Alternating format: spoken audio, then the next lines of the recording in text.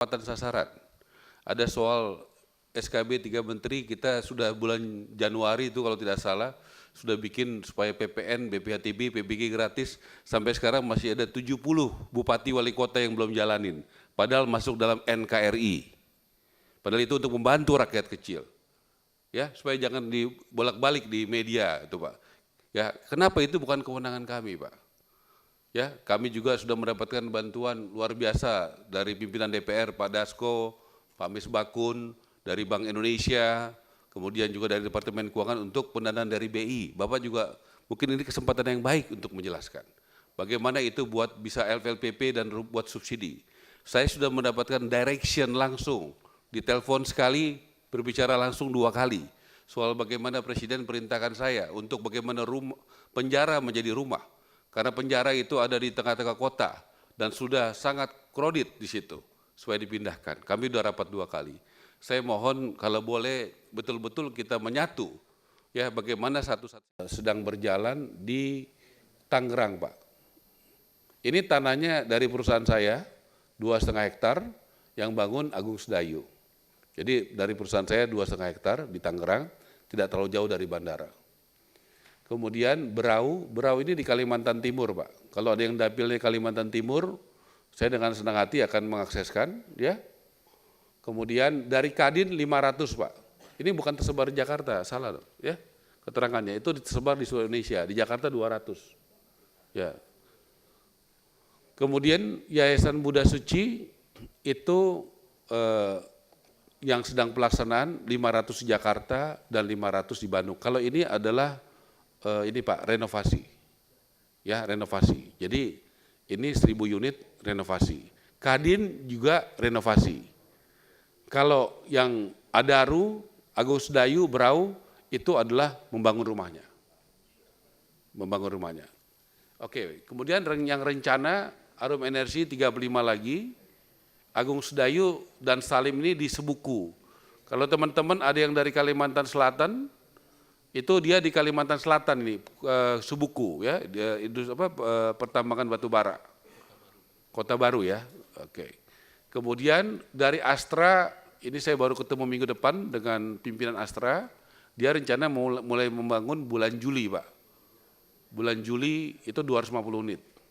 Kemudian dari Lipo Group, ini bersyukur juga Pak James, ya sesudah dia beritikat baik memberikan Mekarta, pas saya menerima Ibu Khofifah kurang lebih 3 minggu lalu, Pak James kebetulan hadir, dia siap membantu untuk direnovasi ya ini, di Jawa Timur, di Bekasi dan Tangerang. Ini Pak Huda banyak yang di Bekasi nih, ya sama teman Tangerang. Saya nanti minta datanya teman-teman yang di dapil itu. Kemudian Barito ini di Banten dan di Jakarta, renovasi.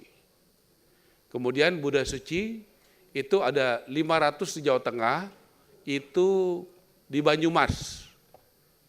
Kemudian 500 di Banten itu kalau tidak salah ya, ini mohon maaf, kalau tidak salah di Cilegon, di pabriknya di Cilegon. Ya, yang baru rame-rame itu yang di Cilegon itu yang soal Kadin itu. Nah, di situ. Kemudian di Bogor 500. Kemudian di Depok 500.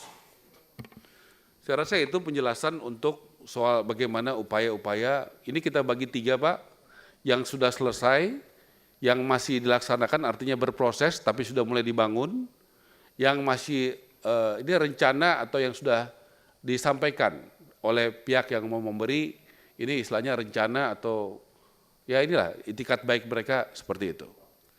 Lanjut, balik lagi yang tadi, yang upaya-upaya tadi.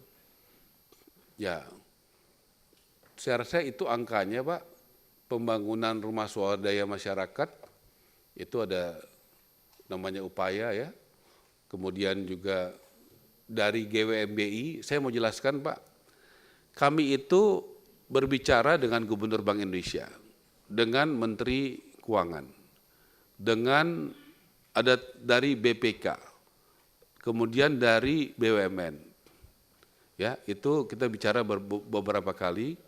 Jadi intinya dari BI itu ada relaksasi GWM, Giro Wajib Minimum. Bank itu ada uang di BI 5%, kemudian diturunkan jadi 4%, kemudian 4% itu akhirnya ada dana yang bisa kembali ke bank untuk sektor perumahan. Itu langkah-langkah yang saya berusaha hati-hati, makanya kami konsultasikan dengan BPK, dengan Komisi 10, dan juga dengan BPKP.